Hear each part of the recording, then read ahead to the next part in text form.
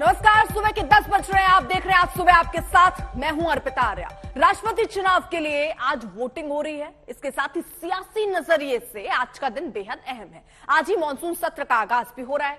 तीसरी बड़ी खबर यह है कि उपराष्ट्रपति पद के लिए भी कवायद तेज हो गई है। एनडीए उम्मीदवार जगदीप धनखड़ आज अपना नामांकन पर्चा दाखिल करने वाले हैं। तो आज की जो 3 महत्वपूर्ण खबरें हैं, ये जल्दी से हम आपको दिखा रहे हैं। जो बड़ी खबर इस बीच आ रही है, आपको बता दें, राष्ट्रपति चुनाव के लिए मतदान की प्रक्रिया अब शुरू हो चुकी है। तो 21 जुलाई को आपको बता दें मतगणना होनी है। मतदान इससे पहले शुरू हो चुका है राष्ट्रपति चुनाव के लिए। ये तस्वीरें भी सामने आने लग गई हैं।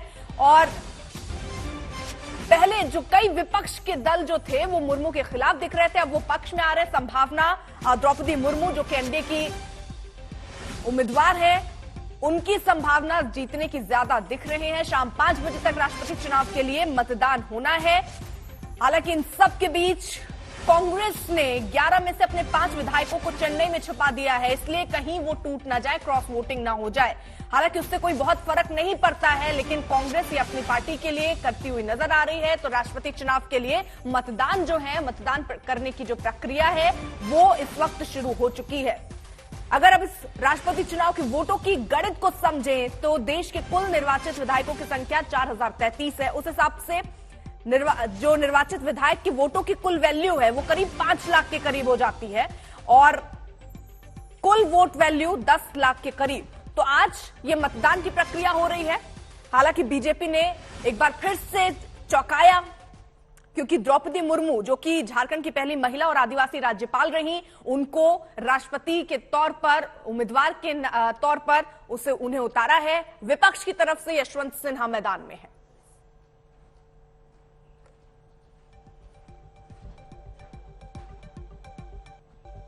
तो ये तस्वीरें भी सामने आने लग गई हैं। हिमांशु भी हमारे साथ, हमारे सहयोगी जुड़ चुके हैं। हिमांशु, देखिए ये प्रक्रिया भी शुरू हो चुकी है।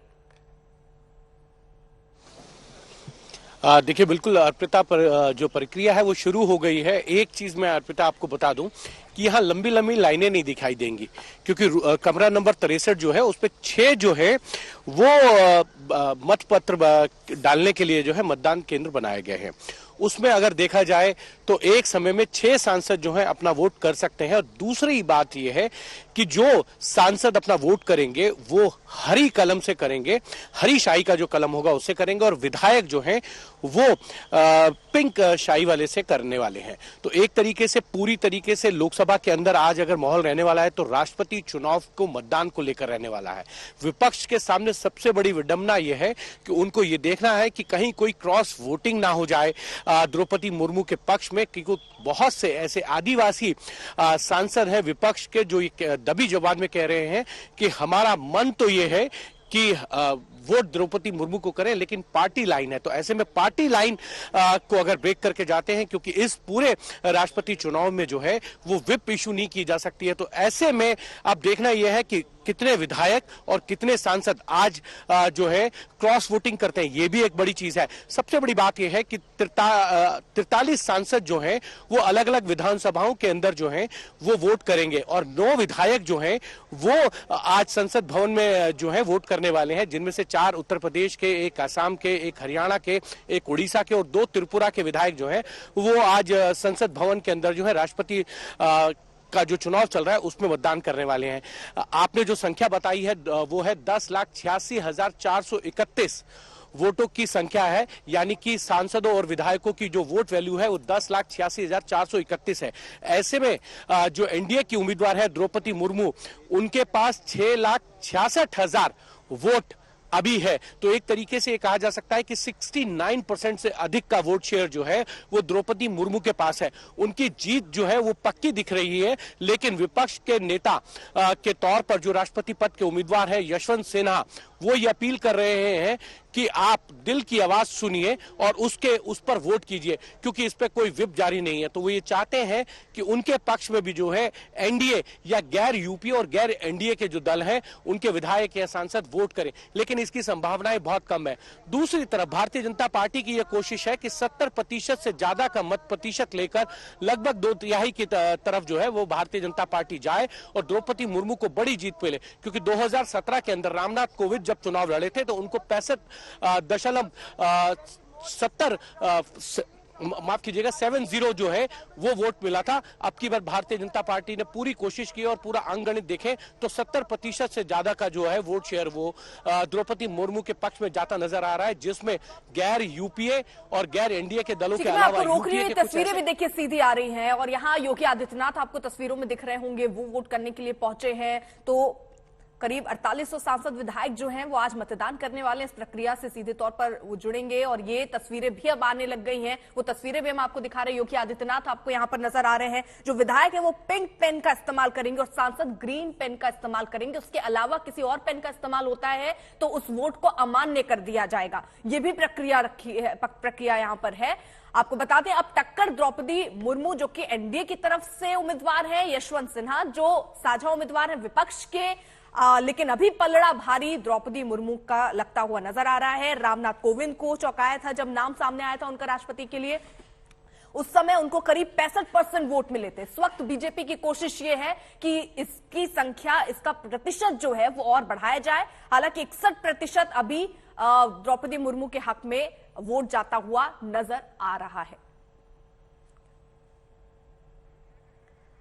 अभिषेक मिश्रा हमारे साथ, हमारे सहयोगी लखनऊ से जुड़ चुके हैं और अभिषेक की तस्वीरें भी देखिए आ रही थी। योगी आदित्यनाथ पहुंचे थे मतदान करने के लिए।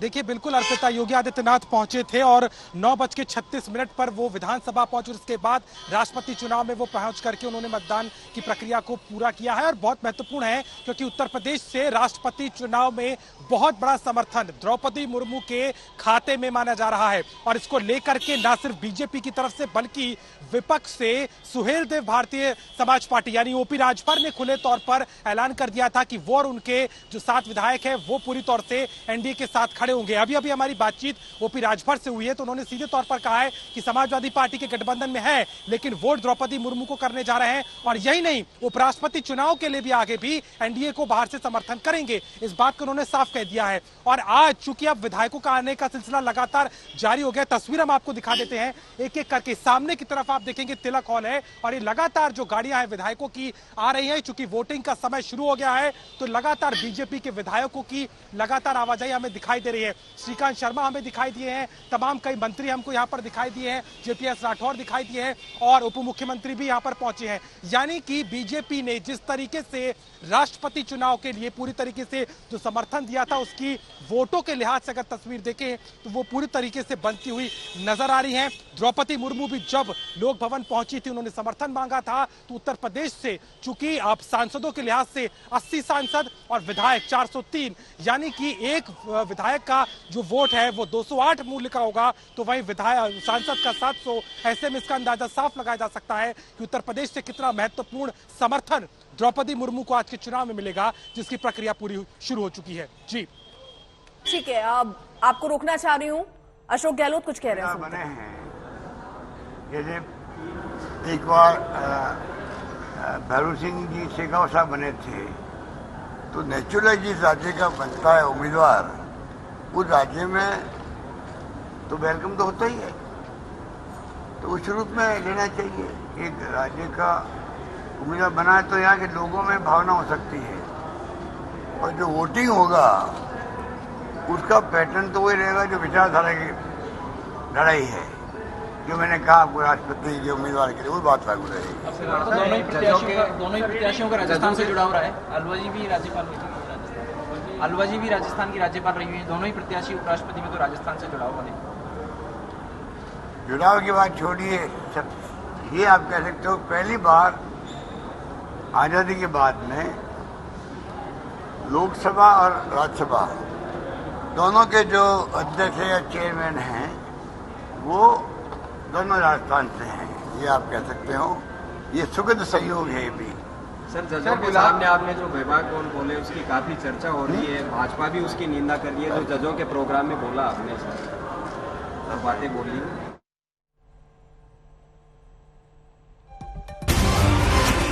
अशोक गहलोत को आप सुन रहे थे। हालांकि इस बीच एक बड़ी खबर आ रही है राष्ट्रपति चुनाव में। आपको बता दें वोटिंग शुरू हो चुकी है ये प्रक्रिया और इस प्रक्रिया के तहत जो है 4800 सांसद और विधायक जो है वो मतदान करने वाले हैं।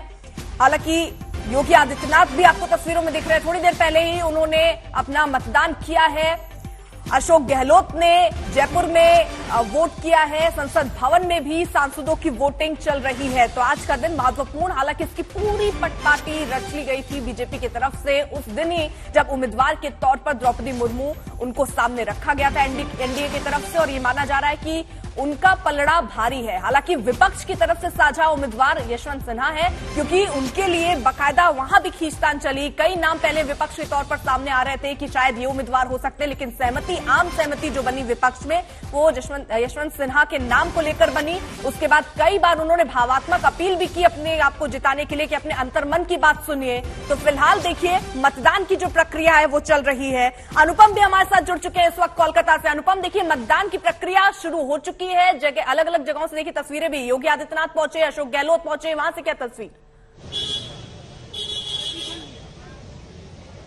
जी बिल्कुल नेहा, यहाँ पर जो राष्ट्रपति चुनाव है वो शुरू हो चुका है यहाँ पर, और बीजेपी के जो विधायक हैं वो सभी भीतर घुस चुके हैं। हालांकि जो टीएमसी के विधायक हैं उनका आना अभी भी लगा हुआ है। आप देख सकते हैं लगातार गाड़ियों की गहमागहमी, जो विधायक हैं वो लगातार घुस रहे हैं। लेकिन एक बात कहना चाहूंगा, बीजेपी इस चुनाव को बड़ी गंभीरता से ले रही है। उसकी वजह भी बता दूं कि बीजेपी के सभी विधायक, कुल 70 विधायक हैं, लेकिन 69 विधायकों को एक होटल में कल रात ही कोलकाता में लाकर रखा गया। पूरे राज्य से बुला लिया गया था, उन्हें एक होटल में लाकर रखा गया, और आज जब वो यहां पर पहुंचे तो बसों के जरिए उनको जो विधानसभा है उसके भीतर लाया गया, और सभी के गले में एक पीले रंग का आदिवासी समुदाय का प्रतिनिधित्व करने वाला उत्तरीय भी पहनाया गया। तो ये समझा जा सकता है कि बीजेपी इस चुनाव को काफी गंभीरता से ले रही है। हालांकि टीएमसी की ओर से भी कहा गया है, लेकिन टीएमसी जब द्रौपदी मुर्मू के नाम की घोषणा हुई थी, ममता बनर्जी ने कहा था कि अगर हमें पहले मालूम होता तो हम इस पर विचार विमर्श कर सकते थे।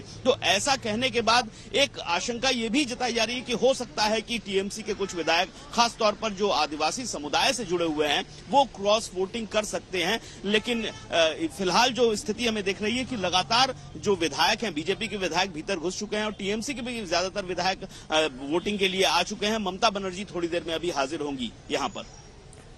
तो बिल्कुल देखिए, जिस तरीके की जानकारी आप दे रहे हैं कि वहां पर विधायकों के पहुंचने का सिलसिला, और ये देखिए तस्वीर, प्रधानमंत्री नरेंद्र मोदी आपको तस्वीरों में दिख रहे हैं और वो मतदान करने के लिए पहुंचे हैं। बड़ा दिन आज के लिए, क्योंकि राष्ट्रपति चुनावों के लिए आज मतदान हो रहा है। एक तरफ द्रौपदी मुर्मू जो कि एनडीए की तरफ से उम्मीदवार है वो सामने है, तो उनके सामने यानी उनको टक्कर देते यशवंत सिन्हा नजर आ रहे हैं। लेकिन पलड़ा द्रौपदी मुर्मू का इस वक्त भारी लग रहा है, क्योंकि 44 दलों का समर्थन द्रौपदी के पक्ष में है। यशवंत सिन्हा जो कि विपक्ष के साझा उम्मीदवार हैं, उनकी तरफ से 34 दलों का समर्थन उन्हें दिया गया है। प्रधानमंत्री नरेंद्र मोदी इस वक्त मतदान करने पहुंचे हैं। ये तस्वीरें हम आपको दिखा रहे हैं। 4800 सांसद और विधायक जो हैं वो मतदान करने वाले हैं। तो प्रधानमंत्री नरेंद्र मोदी इस वक्त आपको तस्वीरों में दिख रहे हैं। इससे पहले योगी आदित्यनाथ भी पहुंचे थे, अशोक गहलोत भी पहुंचे थे, उन्होंने अपने मताधिकार का प्रयोग किया, और उसके बाद अब प्रधानमंत्री नरेंद्र मोदी जिन्हें आप देख रहे हैं वो भी पहुंचे हैं वोट डालने के लिए। तो टक्कर यहां पर द्रौपदी मुर्मू और यशवंत सिन्हा के बीच में है। वो यशवंत सिन्हा जो पहले बीजेपी के साथ थे, वहां से मनमुटाव हुआ, फिर खुलकर विरोध करने के लिए वो उतरे, प्रधानमंत्री नरेंद्र मोदी का खुलकर विरोध करते रहे। उनके बेटे हालांकि अभी भी बीजेपी में ही हैं, लेकिन दुविधा की स्थिति ये है कि उनके बेटे आज किसको वोट करेंगे, अपने पिता को या पार्टी के हक में वो मतदान करते हैं, देखना होगा। लेकिन इस बीच ये तस्वीरें प्रधानमंत्री नरेंद्र मोदी आपको तस्वीरों में दिख रहे हैं। और बड़ी खबर इस वक्त आ रही है, आपको बता दें, राष्ट्रपति चुनाव में वोटिंग की प्रक्रिया जारी है। प्रधानमंत्री नरेंद्र मोदी ने मतदान किया है, इससे पहले योगी आदित्यनाथ ने मतदान किया, अशोक गहलोत ने भी मतदान किया है। संसद भवन में प्रधानमंत्री नरेंद्र मोदी ने वोट डाला है।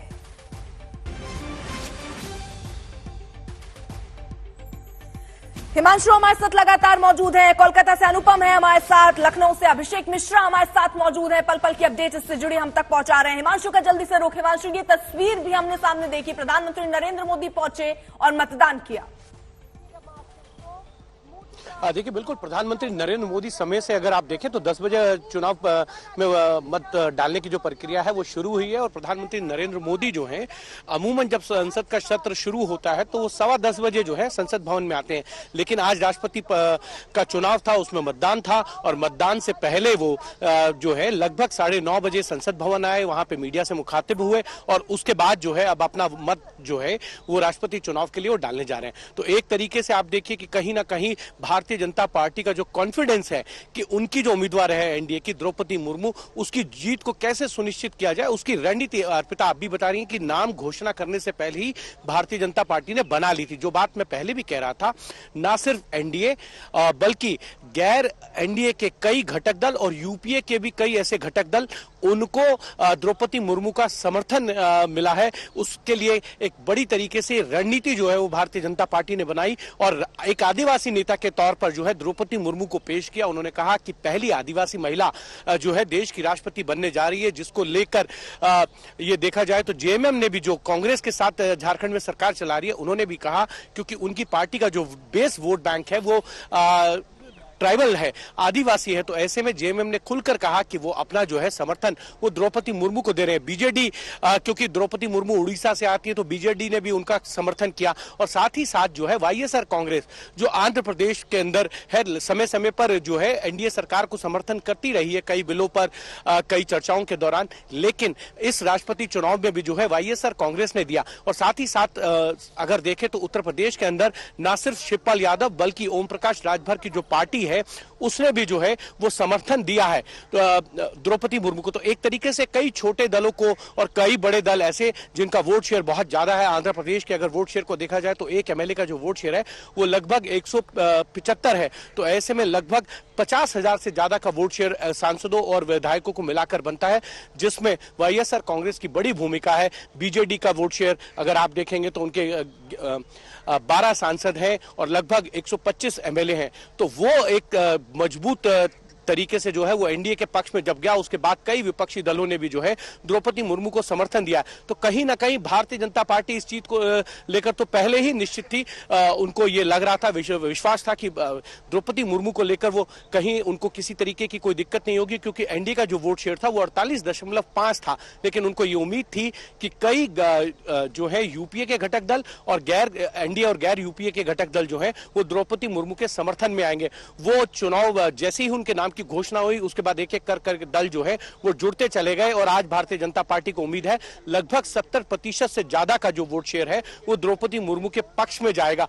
और एक चीज और मैं बता दूं, कई जगहों पर विपक्ष को ये शंका है कि कहीं उनके कई विधायक जो है वो क्रॉस वोट ना कर दें, इसीलिए उन्होंने ड्यूटीज लगाई हैं। और इसकी सबसे बड़ी अगर कहीं शंका नजर आती है तो वो उत्तर प्रदेश, आसाम के अंदर और जो है महाराष्ट्र में उनको शंका नजर आ रही है कि उनके विधायक जो है वो एनडीए की उम्मीदवार द्रौपदी मुर्मू के पक्ष में जो है वो वोट ना करें। और क्रॉस वोटिंग से बचने के लिए जो है उनको इस तरीके की कवायद करने पड़ रही है कि अपने विधायकों के ऊपर नजर रखने पड़ रही है, क्योंकि इसमें व्हिप जारी नहीं होता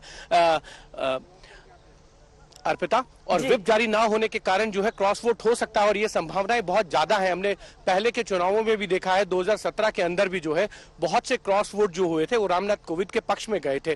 तो इसीलिए विपक्षी दल ये चाहते हैं कि क्रॉस वोट ना हो, इसको रोका जाए, इसीलिए उन्होंने अपने कई बड़े नेताओं की ड्यूटीज लगाई हैं। लेकिन फिर भी जो एनडीए के उम्मीदवार है उनके पक्ष में 70% जो है वो मत पड़ते हुए नजर आ रहे हैं। तो एक तरीके से कहा जा सकता है कि द्रौपदी मुर्मू की जीत जो है वो पक्की है। बस ये एक तरीके से अगर देखा जाए तो जो इलेक्शन है वो सिंबॉलिक हो रहा है, क्योंकि दो उम्मीदवार हैं, यशवंत सिन्हा, और यशवंत सिन्हा ये बात कह रहे हैं अपनी तरफ से ही कि जो है वो दिल की आवाज पर जो है आप वोट डालिए। तो जब दिल की आवाज की कोई बात करता है तो उसको ये मालूम होता है कि उनके पक्ष में जो है वो जमीन पर जो है वोट नहीं है, और इसीलिए यशवंत सिन्हा जो है वो इस तरीके की अपील कर रहे हैं। दूसरी तरफ अगर हम देखें तो द्रौपदी मुर्मू ने जिस तरीके से पूरे देश भर में घूम के कैंपेन किया और उसके बाद उनको समर्थन मिलता चला गया, ये एक एनडीए के लिए बड़ी जीत होगी, क्योंकि पिछली बार उनको 65% से ज्यादा का वोट शेयर जो है वो मिला था। इस बार उन्होंने 70% से ज्यादा का टारगेट रखा है। मुझे लगता है कि वो कहीं ना कहीं जो है द्रौपदी मुर्मू के पक्ष में जरूर जाएगा।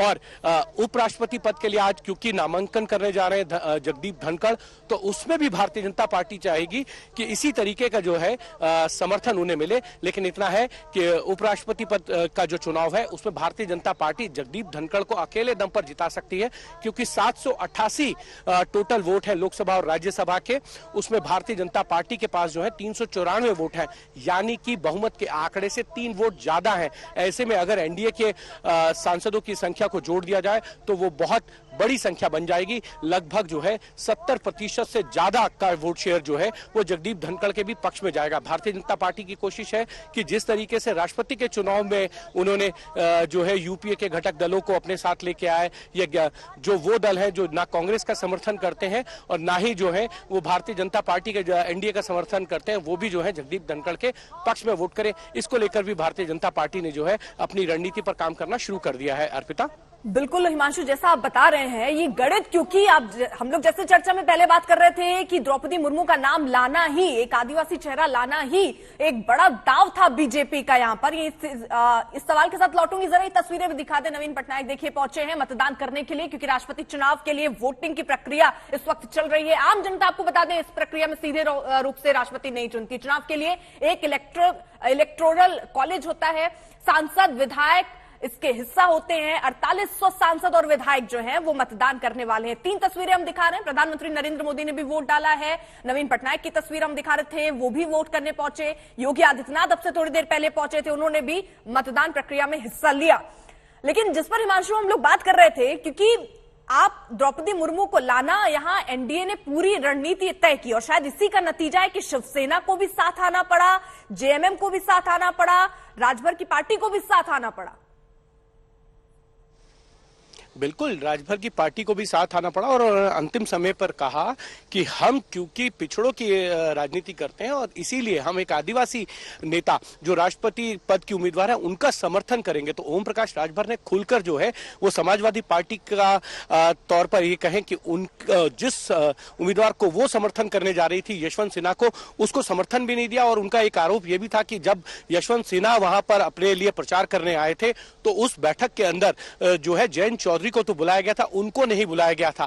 तो इसको लेकर नाराजगी उनकी पहले से थी और वो खुलकर तब सामने आई जब उन्होंने ये घोषणा की कि वो द्रौपदी मुर्मू का समर्थन करेंगे। एक तरीके से अगर अर्पिता देखा जाए तो ये पूरा चुनाव जो है वो अंकगणित पे था, लेकिन बीजेपी ने जो है इस अंकगणित में अपनी केमिस्ट्री बिठा दी। एक आदिवासी चेहरे को उतारकर उन्होंने उन पार्टियों को अपनी तरफ खींचने का काम किया जो आदिवासी वोट बैंक वाली हैं, जैसे जेएमएम है। आप देखें तो वहां पे बहुत आदिवासी संख्या है। आप देखिए कि वाईएसआर कांग्रेस है, वहां बहुत आदिवासियों की संख्या है, बहुत से सांसद है। तो ऐसे में भारतीय जनता पार्टी ने ये जरूर कोशिश की कि कहीं ना कहीं एक अंकगणित के साथ साथ केमिस्ट्री बिठाई जाए जिससे अपना वोट शेयर को बढ़ाया जाए। तो अपने वोट शेयर को बढ़ाने के साथ साथ भारतीय जनता पार्टी की कोशिश है कि 2/3 बहुमत जो है वो द्रौपदी मुर्मू के पक्ष में जाए। अब मुझे लगता है आज जिस तरीके का वोटिंग ट्रेंड देखने को मिल रहा है उसके बाद ये साफ हो जाता है कि द्रौपदी मुर्मू, अमित शाह भी तस्वीरों में यहां नजर आ रहे हैं। योगी आदित्यनाथ थोड़ी देर पहले मतदान करने के लिए पहुंच गए थे, मतदान कर चुके हैं। प्रधानमंत्री नरेंद्र मोदी मतदान कर चुके हैं, नवीन पटनायक कर चुके हैं। वो तस्वीरें भी हम दिखा रहे हैं आपको लगातार। राष्ट्रपति चुनाव के लिए मतदान की प्रक्रिया इस वक्त शुरू हो चुकी है और प्रधानमंत्री नरेंद्र मोदी ने वोट किया आपसे थोड़ी देर पहले, योगी आदित्यनाथ ने भी वोट किया और इसी के साथ साथ अमित शाह भी वोट करने पहुंचे। संसद भवन में प्रधानमंत्री नरेंद्र मोदी ने वोट डाला, वहीं योगी आदित्यनाथ ने भी, गृह मंत्री अमित शाह ने, जेपी नड्डा ने भी वोट डाला है। तो तस्वीरें भी सामने आ रही हैं। तो आज का दिन इसलिए भी महत्वपूर्ण है क्योंकि कोशिश बीजेपी की ये है कि रामनाथ कोविंद जब उनको राष्ट्रपति पद के उम्मीदवार के तौर पर एनडीए ने उतारा था तो उस वक्त करीब उनको 65% से ज्यादा वोट मिले थे। और इस बार कोशिश ये है कि द्रौपदी मुर्मू, जिनको उम्मीदवार के तौर पर एनडीए की तरफ से सामने रखा गया, और कड़ी टक्कर द्रौपदी मुर्मू और यशवंत जो अवेलेबल हैं तो सब लोग हमें से बात करने आ जाते हैं। लेकिन खैर, मुझे खुशी है कि आज के दिन आप लोग यहाँ पर आए मेरे उम्मीदवारी के बारे में बात करने के लिए। ये चुनाव मैंने बार बार जोर दे के कहा है कि बहुत महत्वपूर्ण है, क्योंकि आने वाले दिनों में ये दिशा तय करेगा कि भारत में प्रजातंत्र बचेगा या धीरे धीरे करके समाप्त हो जाएगा। अभी तक जितने संकेत मिल रहे हैं उससे यही लग रहा है कि हम समाप्ति की ओर बढ़ रहे हैं। और इसीलिए पूरे देश में घूमकर और मीडिया के माध्यम से और भी जितने माध्यम उपलब्ध से उनके माध्यम से मैंने पूरे देश में ये संदेश देने का प्रयास किया है कि ये राष्ट्रपति का चुनाव क्यों इतना महत्वपूर्ण है। अब आज वोटिंग हो रही है। मैं सारे मतदाताओं से अपील करना चाहता हूं कि वो अपनी अंतरात्मा की आवाज़ सुने। ये वोट, जैसा आप जानते हैं, इसमें पार्टी का व्हिप नहीं जारी होता है और इसमें सीक्रेट बैलेट होता है। तो इसलिए हर किसी से उम्मीद की जाती है कि वो अपने विवेक अनुसार इसमें वोट डालेंगे। मैं उम्मीद करता हूं कि जितने मतदाता हैं पूरे देश में वो अपने विवेक का इस्तेमाल करेंगे और प्रजातंत्र को बचाने के लिए मेरे पक्ष में अपना वोट कास्ट करेंगे। धन्यवाद। सर, पहले भी आपने बोला था अंतरात्मा की आवाज सुनेगा, आपको लगता है कि इससे कोई फर्क पड़ेगा? मुझे पूरी उम्मीद है कि इससे फर्क पड़ेगा, इसलिए मैं ये अपील कर रहा हूँ। सर, बीजेपी बहुत कॉन्फिडेंट है अपने नंबर्स को लेके कि उनके तरफ से जो एनडीए का जो कैंडिडेट है वही प्रेसिडेंट बनेंगे, तो फिर करने की जरूरत क्या है चुनाव? बीजेपी कॉन्फिडेंट है तो डिक्लेयर कर दें, चुनाव कराने की जरूरत ही नहीं। बेकार दिन भर बर्बाद हो रहा है। उम्मीद कर रहे थे वो भी अब द्रौपदी मुर्मू का सपोर्ट एक्सटेंड कर रहे हैं। मैं एक पॉलिटिकल लड़ाई ही नहीं लड़ रहा हूँ। आप सब जानते हैं कि मैं सरकारी एजेंसियों के खिलाफ ही लड़ाई लड़ रहा हूँ। इसमें सरकारी एजेंसियां बहुत सक्रिय हो गई हैं और राजनीतिक दलों में तोड़फोड़ करवाने का काम कर रही हैं। लोगों को इस बात के लिए बाध्य कर रही हैं कि वो उनके पक्ष में वोट डालें और पैसे का भी खेल हो रहा है। सर, क्या आप आज जाएंगे इस विटनेस करने के लिए? आप पार्लियामेंट जा रहे हैं आज? सर, पार्लियामेंट जा रहे हैं। तो यशवंत सिन्हा को आप सुन रहे थे, वो कह रहे हैं अंतर्मन की आवाज सुनिए और प्रजातंत्र को बचाने के लिए वोट कीजिए। ये वही यशवंत सिन्हा हैं जो कि पहले भारतीय जनता पार्टी में थे, उसके बाद प्रधानमंत्री नरेंद्र मोदी को लेकर काफी मुखर रहे, उसके बाद पार्टी भी उनको छोड़नी पड़ी थी। साथ ही साथ बता दें, भारतीय प्रशासनिक सेवा के पूर्व अधिकारी रहे हैं यशवंत सिन्हा। झारखंड की हजारीबाग सीट से बीजेपी के लोकसभा सांसद रह चुके हैं और केंद्र सरकार में मंत्री भी थे। वो लंबे वक्त तक बीजेपी के नेता रहे, लेकिन हाल के वर्षों में प्रधानमंत्री नरेंद्र मोदी से रिश्ते उनके खराब हुए, उनके खिलाफ लगातार वो मुखर होते चले गए और अंततः उन्होंने बीजेपी छोड़ने का ही फैसला लिया है। इन दिनों ममता बनर्जी की पार्टी तृणमूल कांग्रेस के साथ है वो। उनके बेटे और हजारीबाग के मौजूदा लोकसभा सांसद जयंत सिन्हा अब भी बीजेपी में है। जयंत सिन्हा के लिए पशुपेश की स्थिति ये दिख रही है कि वो मतदान अपने पिता के पक्ष में करेंगे या पार्टी के पक्ष में करते हैं। हालांकि ये भी बता दें कि पहला मौका है जब भारत के राष्ट्रपति के चुनाव में दोनों प्रमुख उम्मीदवारों का नाता झारखंड से है और इस कारण ये छोटा सा राज्य अचानक सुर्खियों में आ गया। 4 तस्वीरें आपके सामने जल्दी से दिखा देते। प्रधानमंत्री नरेंद्र मोदी वोट डालने पहुंचे थे, जेपी नड्डा पहुंचे, योगी आदित्यनाथ पहुंचे, अमित शाह पहुंचे, लेकिन एक बार फिर से यशवंत सिन्हा की अपील सामने आई है। वो ये कह रहे हैं कि अभी मौजूदा स्थिति को देखते हुए ये लग रहा है कि प्रजातंत्र को बचाने के लिए वोट कीजिए, लेकिन अभी उनको ये लग रहा है कि स्थितियां बिगड़ सकती है, उनके हक में नहीं जा रही है। उन्होंने बताया किस तरीके से। हालांकि इससे पहले आरजेडी की तरफ से भी जो बयान आया कि वो राष्ट्रपति के पद पर किसी मूर्ति को नहीं बैठाना चाहते, तो इस तरीके के बयान भी सामने आ रहे हैं।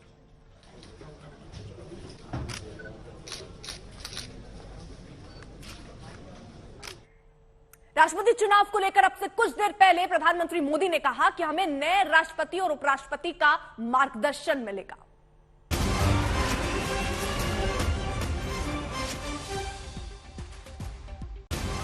न बाहर की गर्मी कम हो रही है और पता नहीं अंदर भी गर्मी कम होगी कि नहीं होगी।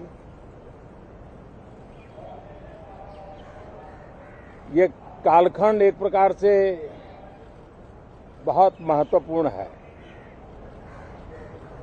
ये आजादी के अमृत महोत्सव का कालखंड है। 15 अगस्त का विशेष महत्व है और आने वाले 25 साल के लिए देश जब शताब्दी मनाएगा तो हमारी 25 साल की यात्रा कैसी रहे, हम कितनी तेज गति से चले, कितनी नई ऊंचाइयों को पार करें, इसके संकल्प लेने का एक कालखंड है और उन संकल्पों के प्रति समर्पित होकर के देश को दिशा देना, सदन देश का नेतृत्व करे, सदन के सभी माननीय सदस्य राष्ट्र में नई ऊर्जा भरने के लिए निमित्त बने। उस अर्थ में ये सत्र भी बहुत महत्वपूर्ण है। ये सत्र इसलिए भी महत्वपूर्ण है कि इसी समय राष्ट्रपति पद और उपराष्ट्रपति पद के चुनाव हो रहे हैं। आज मतदान भी हो रहा है और इसी कालखंड में देश को नए राष्ट्रपति, नए उपराष्ट्रपति, उनका मार्गदर्शन प्रारंभ होगा। हम हमेशा सदन को संवाद का एक सक्षम माध्यम मानते हैं, तीर्थ क्षेत्र मानते हैं, जहां खुले मन से संवाद हो,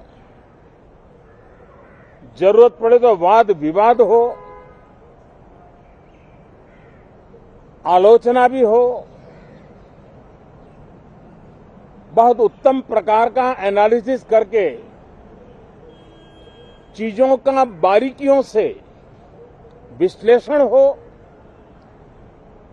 ताकि नीति और निर्णयों में बहुत ही सकारात्मक योगदान हो सके। मैं सभी आदरणीय सांसदों से यही आग्रह करूंगा कि गहन चिंतन, गहन चर्चा, उत्तम चर्चा और सदन को हम जितना ज्यादा प्रोडक्टिव बना सके, सदन को जितना ज्यादा फ्रूटफुल बना सके, उसलिए सबका सहयोग हो और सबके प्रयास से ही लोकतंत्र चलता है, सबके प्रयास से ही सदन चलता है, सबके प्रयास से ही सदन उत्तम निर्णय करता है। और इसलिए सदन की गरिमा बढ़ाने के लिए भी हम सब अपने कर्तव्यों का निर्वाह करते हुए इस सत्र का राष्ट्रहित में सर्वाधिक उपयोग करें और हर पल याद रखें कि आजादी के लिए जिन्होंने अपनी जवानी खपा दी, अपना जीवन खपा दिया, जिंदगी जेलों में काटी, कुछ ने शहादत स्वीकार की, उनके सपनों को ध्यान में रखते हुए और जब 15 अगस्त सामने है तब सदन का सर्वाधिक सकारात्मक उपयोग हो, यही मेरी सबसे प्रार्थना है। आप सबका भी बहुत बहुत धन्यवाद। हिमांशु, हमारे साथ लगातार हमारे सहयोगी मौजूद हैं। हिमांशु, प्रधानमंत्री नरेंद्र मोदी जिस तरीके से कह रहे थे कि सबका सहयोग रहे, सदन सत्र चलना चाहिए, इन सब के बीच थोड़ी देर पहले यशवंत सिन्हा भी सामने आए। उन्होंने कहा कि प्रजातंत्र को बचाना है तो उनको मतदान कीजिए। जो लोग मूर्ति, रबर स्टैम्प, प्रजातंत्र के लिए खतरा आज द्रौपदी मुर्मू को बता रहे हैं, तो आज इंसिडेंट याद आता है सीएनटी सीपीटी एक्ट संशोधन विधेयक हो रघुवर दास के समय पर, उसको चाहे उसमें वापस कर देना हो, चाहे टीएसी के गठन में संशोधन की बात हो, उससे उस समय भी उन्होंने वो वापस कर दिया। तो वो शख्स जिस तरीके के फैसले राज्यपाल होने के वक्त लेता हो, उसको क्या मूर्ति और इस तरीके के नाम से बुलाया जाए या संबोधित किया जाए, सही है? देखिए, मुझे लगता है कि लोकतंत्र में जिस तरीके की भाषा, जिस तरीके के शब्दों का प्रयोग होना चाहिए, वो ऐसा होना चाहिए जिससे किसी को आहत नहीं हो। क्योंकि कुछ ही दिन पहले जो है असंसदीय भाषा के शब्दकोश को लेकर जो है एक तरीके से नए उसमें शब्द ऐड किए गए। तो मुझे लगता है इस तरीके के शब्दों का प्रयोग जो है राजनीति में होना नहीं चाहिए। लेकिन विपक्ष के अंदर जब भी इस तरीके से टारगेट किया जाता है सरकार को, तो इसी तरीके से किया जाता है, या सरकार की तरफ से विपक्ष को कभी भी टारगेट किया जाता है, यही एक तरीका होता है। तो कहीं ना कहीं राष्ट्रपति को रबर स्टैंप या मूर्ति कहकर जिस तरीके के शब्दावली का प्रयोग किया गया है, चाहे वो यशवंत सिन्हा हो या आरजेडी के नेता तेजस्वी यादव हो, ये ठीक परंपरा नहीं है।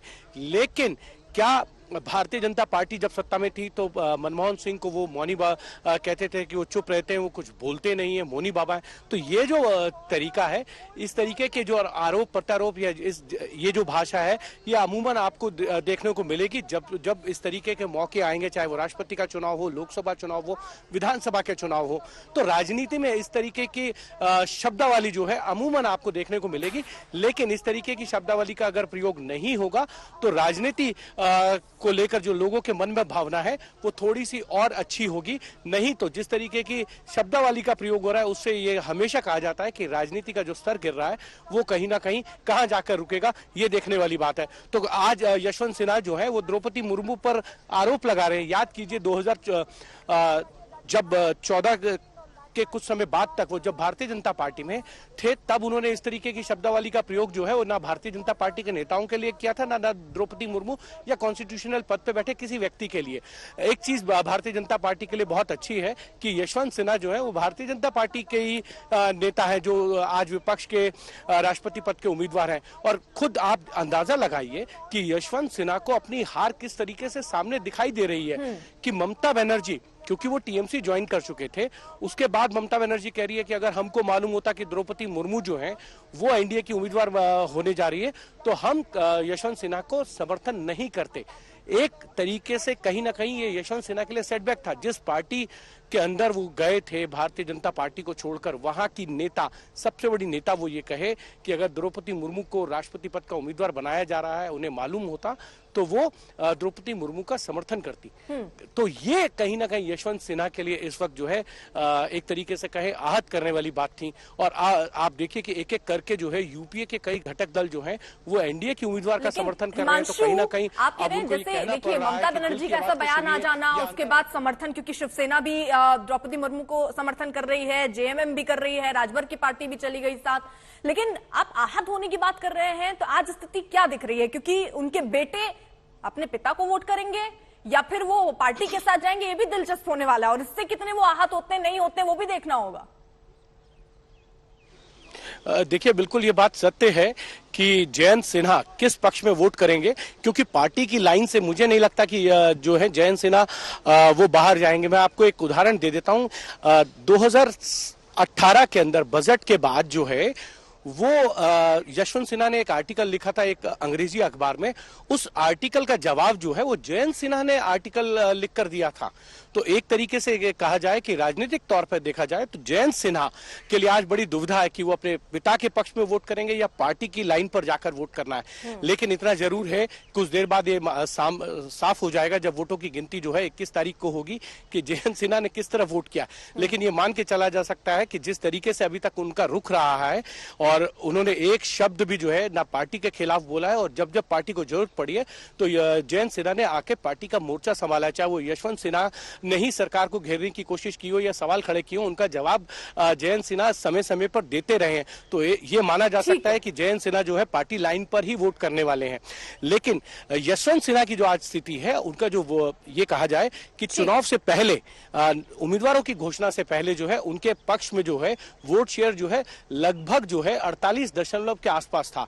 लेकिन अब वो घटकर अगर देखा जाए तो लगभग जो है 35% से नीचे जा चुका है। ये जो है यशवंत सिन्हा के लिए सोचने वाली बात है। क्यों एक एक करके जो है वो एनडीए के घटक दल तो साथी थे, लेकिन यूपीए के घटक दल भी जो है वो क्यों साथ छोड़कर चले गए, चाहे वो जेएमएम हो, बीएसपी हो। ठीक है, बिल्कुल, यानी यही एक बड़ा सवाल है कि एक तरफ आप एकजुट होने की बात कर रहे थे, एनडीए तो अपनी ताकत दिखाई रहा है, एनडीए के साथ जो उनके घटक दल थे, मतलब बीजेपी के जो घटक दल थे वो तो साथ है ही, लेकिन इसके साथ साथ जो यूपीए के घटक दल हैं उनमें से भी कई अब समर्थन द्रौपदी मुर्मू को करते जा रहे हैं। हालांकि इसके पीछे एक बड़ी स्ट्रैटेजी बीजेपी की रही। द्रौपदी मुर्मू एक आदिवासी महिला जो कि झारखंड से आती हैं, पहली महिला और आदिवासी राज्यपाल बनी थी, और अगर आज वो जीतती है जैसे कि आसार दिख रहे हैं तो पहली राष्ट्रपति बन जाएंगे आदिवासी। तो कुल मिलाकर एक दांव बड़ा बीजेपी ने सामने रखा और इसके चलते जेएमएम को भी हमें साथ देना पड़ा। साथ ही साथ राजभर की पार्टी भी आ गई, शिवसेना ने भी ऐलान कर दिया कि हम बीजेपी की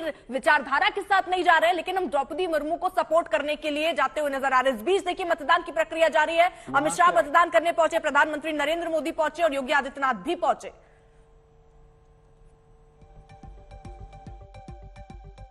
आज आनंद पूर्वक पूरे उत्साह के साथ मध्य प्रदेश में हमारे विधायक साथी राष्ट्रपति चुनाव के लिए वोटिंग कर रहे हैं।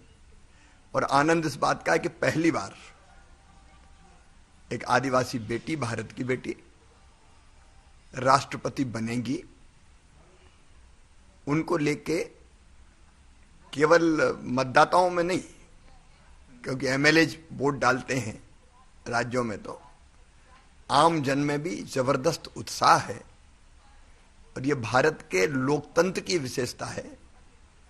अलग भाषा, अलग वेश, फिर भी अपना एक देश, एक हमारी बहन जनजाति समाज से आने वाली अब राष्ट्रपति बनेंगी। उत्साह से उनके पक्ष में मध्य प्रदेश में वोट हो रहा है और मैं तो यही अपील करूंगा कि दलगत सीमाओं से भी ऊपर उठ के हम अंतरात्मा की आवाज पर अपना वोट करें।